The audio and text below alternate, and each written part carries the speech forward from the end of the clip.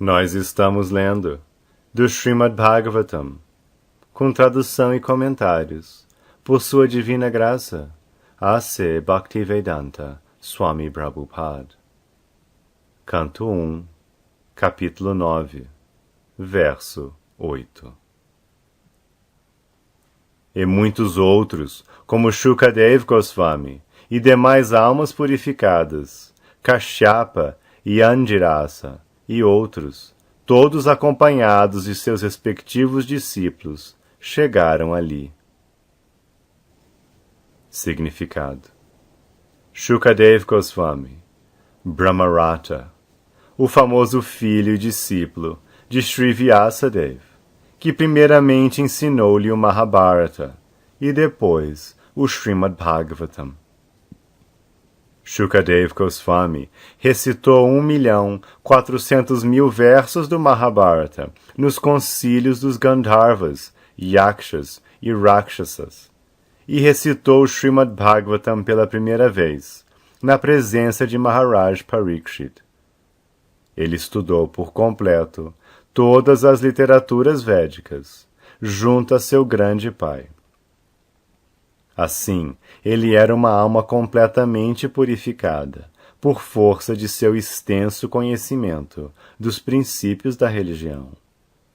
Do Mahabharata, Sabha Parva 4.11, entende-se que ele também esteve presente na Assembleia Real de Maharaj Yudhishthira e no jejum de Maharaj Parikshit. Sendo um discípulo fidedigno de Sri Vyasadeva, ele interrogou seu pai muito pormenorizadamente sobre os princípios religiosos e os valores espirituais, e seu grande pai também o satisfez, ensinando-lhe o sistema de yoga, pelo qual pode-se alcançar o reino espiritual. A diferença entre o trabalho fruitivo e conhecimento empírico, os caminhos e meios de alcançar a compreensão espiritual, os 4 ashramas, a saber, vida de estudante, vida de casado, vida retirada e vida renunciada. A posição sublime da suprema personalidade de Deus, o processo de vê-lo face a face, o candidato fidedigno para receber conhecimento, a consideração dos 5 elementos, a posição única da inteligência, a consciência da natureza material e da entidade viva, os sintomas da alma realizada, os princípios funcionais do corpo material, os sintomas dos influentes modos da natureza, a árvore do desejo perpétuo e as atividades psíquicas. Às vezes, ele ia ao planeta Sol, com a permissão de seu pai e de Naradaji. Descrições de sua viagem no espaço são dadas no Shanti Parva do Mahabharata 3.3.2. Por fim, ele alcançou o reino transcendental. Ele é conhecido por diferentes nomes, como Araneya, Arunisutta, Vyasaki e Vyasatmaja. Kashyapa, um dos Prajapatis, filho de Marichi e um dos genros de Prajapati Daksha. É o pai do gigantesco pássaro Garuda, a quem se davam elefantes e tartarugas como alimento. Casou-se com 13 filhas do Prajapati Daksha, e seus nomes são Aditi, Diti, Danu, Kashta, Arishta, Surasha, Ila, Muni, Krodavasha, Tamra, Surabi, Sarama e Timi.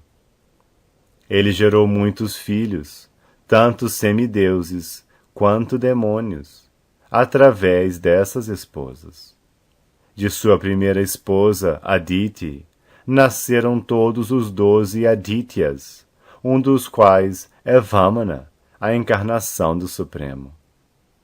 Esse grande sábio, Kashyapa, também esteve presente no momento do nascimento de Arjuna.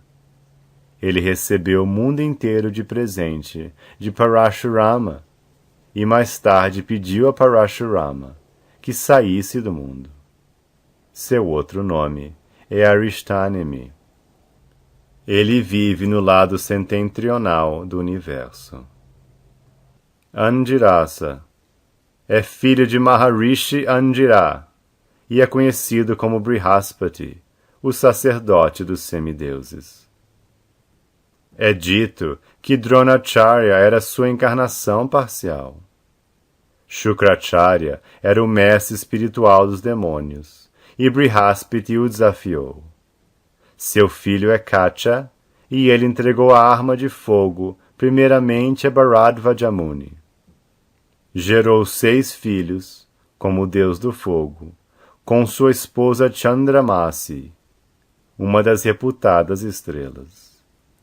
Ele podia viajar no espaço e, portanto, podia apresentar-se mesmo nos planetas de Brahmaloka e Indraloka. Aconselhou ao rei do céu, Indra, a conquistar os demônios. Certa vez amaldiçoou Indra, que assim teve que tornar-se um porco na terra, e ficou sem vontade de voltar ao céu. Este é o poder da atração da energia ilusória. Nem mesmo um porco deseja separar-se de suas posses materiais, em troca de um reino celestial. Ele foi o preceptor religioso dos nativos de diferentes planetas. Verso 9. Bhishmadeva, que era o melhor entre os 8 vassos, recebeu e deu as boas-vindas a todos os grandes e poderosos rishis que estavam reunidos ali, pois conhecia perfeitamente todos os princípios religiosos, de acordo com tempo e lugar. Significado: religiosos experientes sabem perfeitamente bem como ajustar os princípios religiosos de acordo com tempo e lugar. Todos os grandes acharyas, ou pregadores religiosos, ou reformadores do mundo, executaram sua missão através da adequação dos princípios religiosos de acordo com tempo e lugar. Há diferentes climas e situações em diferentes partes do mundo.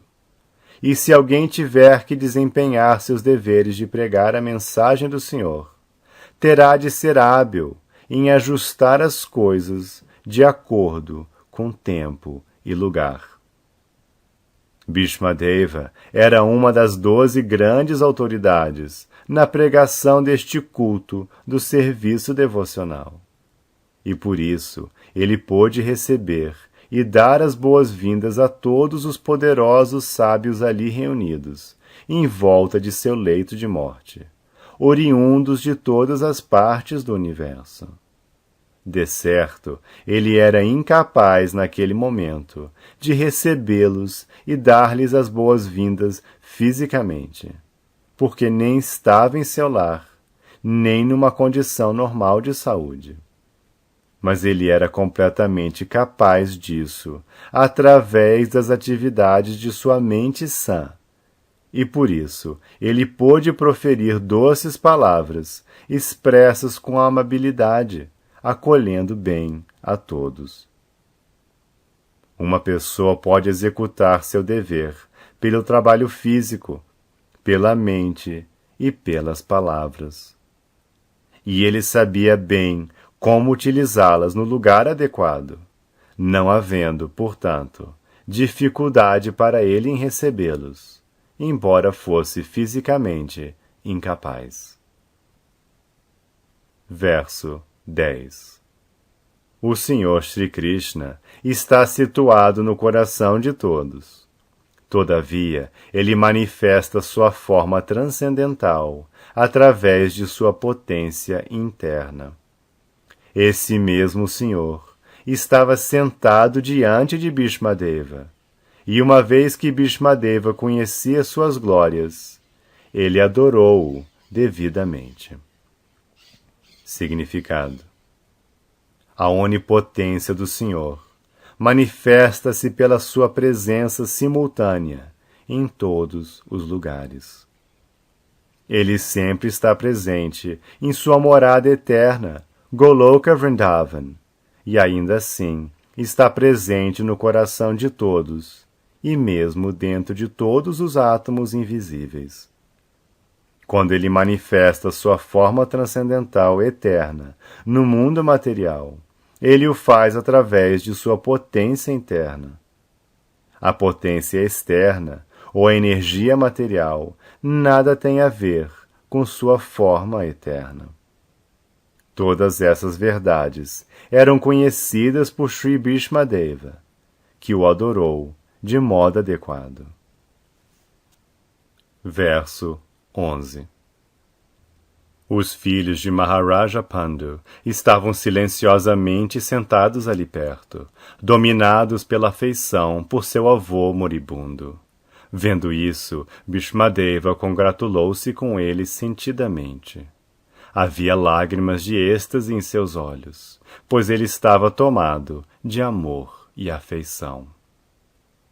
Significado: quando Maharaj Pandu morreu, todos seus filhos eram crianças pequenas, e naturalmente eles foram criados sob o carinho de membros mais velhos da família real, especificamente por Bhishmadeva. Mais tarde, quando os Pandavas estavam crescidos, foram enganados pelo astuto Duryodhana e companhia, e Bhishmadeva, embora soubesse que os Pandavas eram inocentes e estavam sendo desnecessariamente postos em apuros, não pôde tomar o lado dos Pandavas por razões políticas. No último estágio de sua vida, quando Bhishmadeva viu seus mais exaltados netos, encabeçados por Maharaj Yudhishthira, sentados muito amavelmente a seu lado, o grande avô guerreiro não pôde conter suas lágrimas de amor, que fluíam automaticamente de seus olhos. Ele lembrou-se das grandes tribulações sofridas pelos seus muito piedosos netos. Certamente, ele era o homem mais satisfeito por causa da entronização de Yudhishthira no lugar de Duryodhana, e assim ele começou a congratular-se com eles. Verso 12. Bhishmadeva disse: "Oh, que terríveis sofrimentos e que terríveis injustiças vós, boas almas, sofrestes por serdes os filhos da religião personificada. Vós não merecieis viver submetidos àquelas tribulações. Todavia, fostes protegidos pelos Brahmanas, por Deus e pela religião."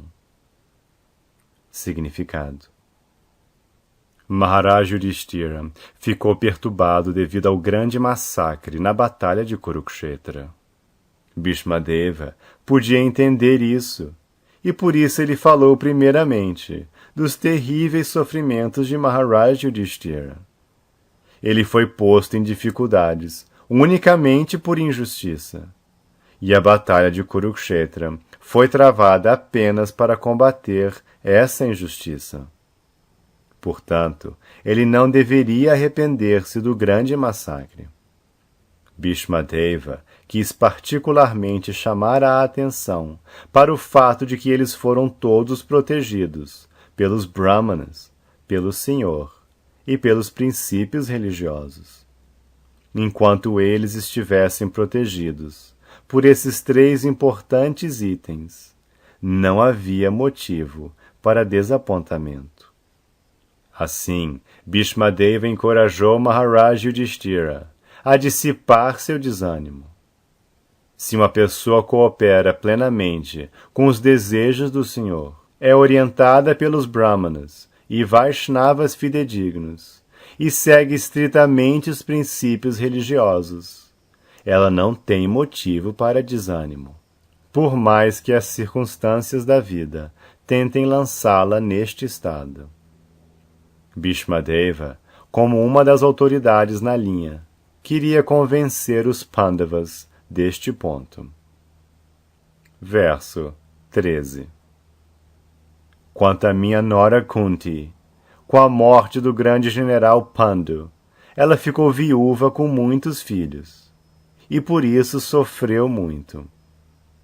E quando vós éreis crescidos, ela também sofreu em demasia, por causa de vossas ações.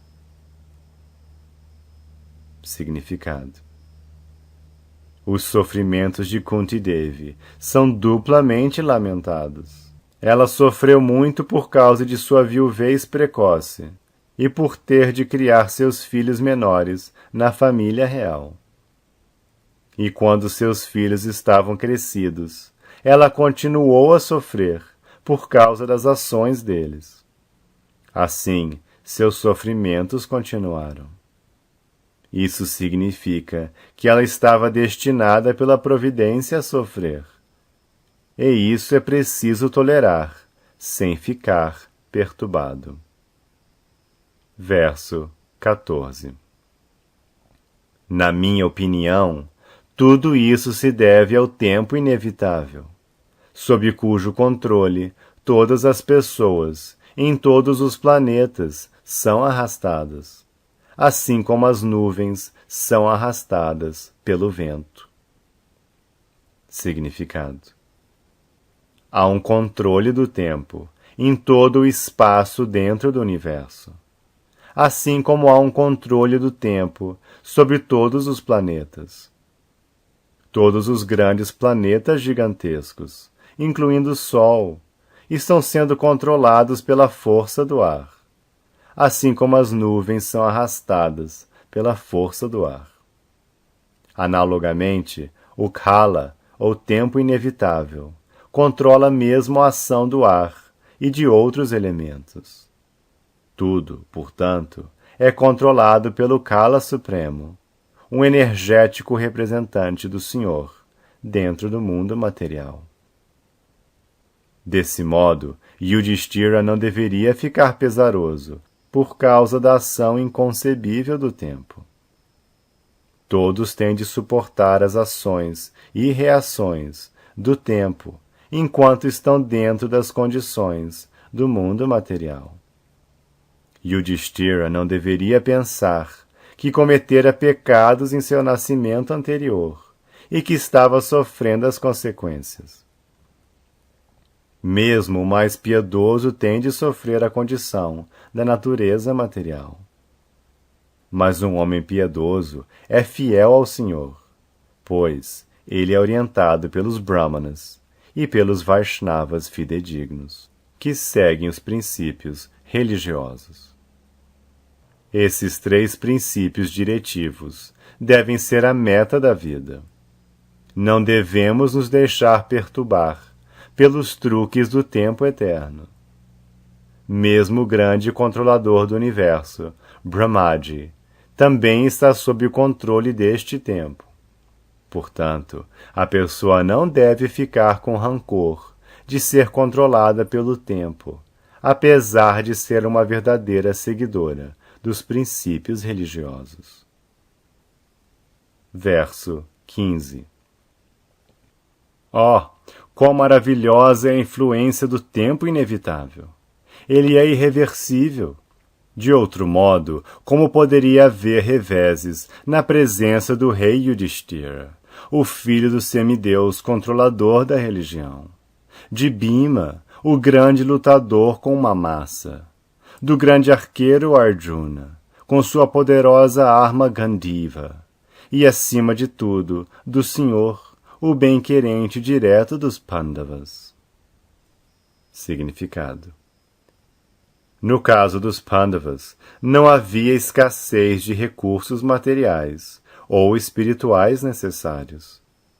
Materialmente eles estavam bem equipados, porque havia entre eles 2 grandes guerreiros, Bhima e Arjuna. Espiritualmente, o próprio rei era o símbolo da religião, e acima de todos eles, a personalidade de Deus, o Senhor Shri Krishna, interessava-se pessoalmente em seus afazeres como um bem-querente. E, todavia, havia muitos reveses no lado dos Pandavas. Apesar do poder dos atos piedosos, do poder das personalidades, do poder da hábil administração e do poder das armas sob a supervisão direta do Sr. Krishna, os Pandavas sofriam muitos reveses práticos que só podem ser explicados como devidos à influência de Kala, o tempo inevitável. Kala é idêntico ao próprio Senhor, e por isso a influência de Kala indica a vontade inexplicável do próprio Senhor. Não há nada a lamentar quando um assunto está além do controle de qualquer ser humano. Verso 16. Ó Rei, ninguém pode conhecer o plano do Senhor, Shri Krishna. Embora grandes filósofos indaguem exaustivamente, eles ficam confusos. Significado. A confusão experimentada por Maharaj Yudhishthira a respeito de seus atos pecaminosos anteriores e os sofrimentos resultantes, etc., é negada completamente pela grande autoridade de Bhishma, uma das 12 pessoas autorizadas. Bhishma queria convencer Maharaj Yudhishthira de que desde tempos imemoriais ninguém, incluindo semideuses tais como Shiva e Brahma, tem podido descobrir qual é realmente o plano do Senhor. O que então podemos nós compreender a respeito dele? Nem mesmo as exaustivas indagações filosóficas dos sábios têm podido descobrir qual é o plano do Senhor. A melhor política é simplesmente guiar-se pelas ordens do Senhor, sem nenhuma discussão. Os sofrimentos dos Pandavas não se deviam absolutamente a seus feitos passados. O Senhor teve que executar planos para estabelecer o reinado da virtude, e por isso seus próprios devotos sofreram temporariamente para estabelecer a vitória da virtude. Bhishmadeva estava certamente satisfeito de ver o triunfo da virtude, e alegrava-se de ver o rei Yudhishthira no trono, embora ele próprio tivesse lutado contra o rei. Mesmo um grande lutador como Bhishma não pôde vencer a batalha de Kurukshetra, porque o Senhor quis mostrar que o vício não pode conquistar a virtude, sem levar em conta quem tente executar isso. Bhishmadeva era um grande devoto do Senhor, mas escolheu lutar contra os Pandavas pela vontade do Senhor, porque o Senhor queria mostrar que um lutador como Bhishma não pode vencer no lado errado. Verso 17. Ó melhor entre os descendentes de Bharata, Yudhishthira. Eu mantenho, portanto, que tudo isso está dentro do plano do Senhor. Aceitando o plano inconcebível do Senhor, tu deves segui-lo. Agora que foste apontado como líder administrativo, meu senhor, deves tomar conta de todos os súditos que até agora ficaram desamparados. Significado. Há um ditado popular de que a dona de casa ensina a nora ensinando a filha. De modo semelhante, o Senhor ensina ao mundo ensinando ao devoto. O devoto não tem nada de novo a aprender do Senhor, porque o Senhor sempre instrui internamente ao devoto sincero. Sempre que, portanto, se faz uma encenação para instruir o devoto, como no caso dos ensinamentos do Bhagavad Gita, isto é para instruir os homens menos inteligentes. O dever do devoto, portanto, é aceitar de bom grado as tribulações vindas do Senhor como uma bênção. Os Pandavas foram aconselhados por Bhishmadeva a aceitar a responsabilidade da administração sem hesitar. Os pobres súditos estavam sem proteção devido à batalha de Kurukshetra. e esperavam a elevação de Maharaj Yudhishthira ao poder. Um devoto puro do Senhor aceita as tribulações como favores do Senhor. Uma vez que o Senhor é absoluto, não há diferença mundana entre essas duas coisas. Verso 18. Esse Shri Krishna não é ninguém senão a inconcebível e original personalidade de Deus. Ele é o primeiro Narayana, o supremo desfrutador. Mas ele está se movimentando entre os descendentes do rei Vrishni, assim como um de nós, e está nos confundindo com sua energia autógena. Significado: o sistema védico de adquirir conhecimento é o processo dedutivo. Recebe-se perfeitamente o conhecimento védico das autoridades na sucessão discipular. Tal conhecimento não é absolutamente dogmático, como concebem erroneamente as pessoas menos inteligentes. A mãe é autoridade para se verificar a identidade do pai. Ela é autoridade para esse conhecimento confidencial. Portanto, a autoridade não é dogmática. No Bhagavad Gita se confirma essa verdade no capítulo 4, 4.2. E o sistema perfeito de aprendizado é recebê-lo da autoridade. O mesmíssimo sistema é aceito universalmente como verdade, mas apenas um argumentador falso pode manifestar-se contra ele. Por exemplo, as espaçonaves modernas voam no céu, e quando os cientistas dizem que elas viajam até o outro lado da Lua, os homens acreditam cegamente nessas histórias, porque aceitam os cientistas modernos como autoridades. As autoridades falam, e as pessoas em geral acreditam nelas. Porém, no caso das verdades védicas, eles têm sido orientados a não acreditar nelas. E mesmo que as aceitem, dão-lhes uma interpretação diferente. Cada homem precisa de uma percepção direta do conhecimento védico, mas eles o negam tolamente. Isso significa que os homens desorientados podem acreditar numa autoridade, o cientista, mas rejeitarão a autoridade dos Vedas. O resultado é que as pessoas têm se degenerado.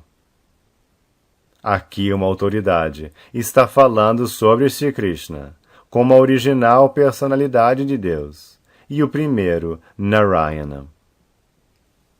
Mesmo um impersonalista, tal como Acharya Shankara, diz no começo de seu comentário sobre o Bhagavad Gita que Narayana, a personalidade de Deus, está além da criação material.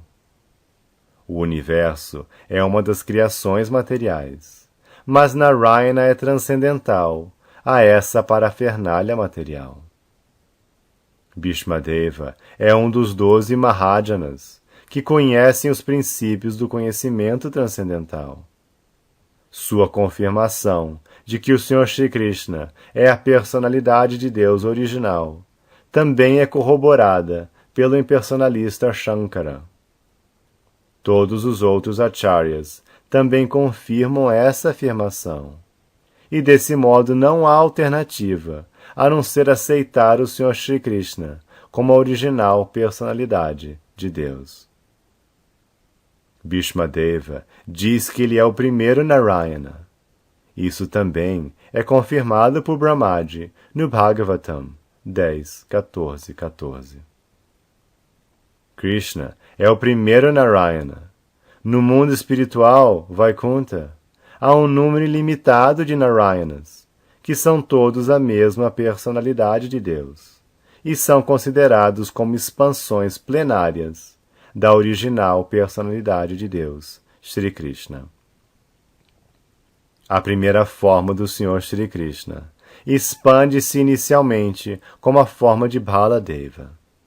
e Baladeva expande-se em muitas outras formas, tais como Sankarsana, Pradyumna, Aniruddha, Vasudeva, Narayana, Purusha, Rama e Nrsimha. Todas essas expansões são o mesmo Vishnu Tattva, e Shri Krishna é a fonte original de todas as expansões plenárias. Portanto, ele é diretamente a personalidade de Deus. Ele é o Criador do mundo material e é a deidade predominante, como Narayana, em todos os planetas Vaikuntha. Portanto, seus movimentos entre os seres humanos são outra espécie de desorientação. Portanto, o Senhor diz no Bhagavad Gita que os tolos consideram-no como um dos seres humanos, sem conhecer as complexidades de seus movimentos.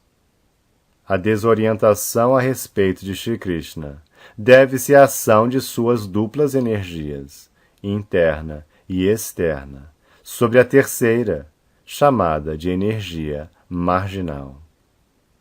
As entidades vivas são expansões de sua energia marginal, e assim às vezes elas são desnorteadas pela energia interna e às vezes pela energia externa. Através do desnorteamento energético interno, Shri Krishna expande-se em um número ilimitado de Narayanas e intercambia ou aceita transcendental serviço amoroso das entidades vivas no mundo transcendental. E através de suas expansões energéticas externas, ele encarna-se no mundo material entre os homens, animais ou semideuses, para restabelecer sua relação esquecida com as entidades vivas, em diferentes espécies de vida. Grandes autoridades, como Bhishma, contudo, escapam de sua desorientação pela misericórdia do Senhor.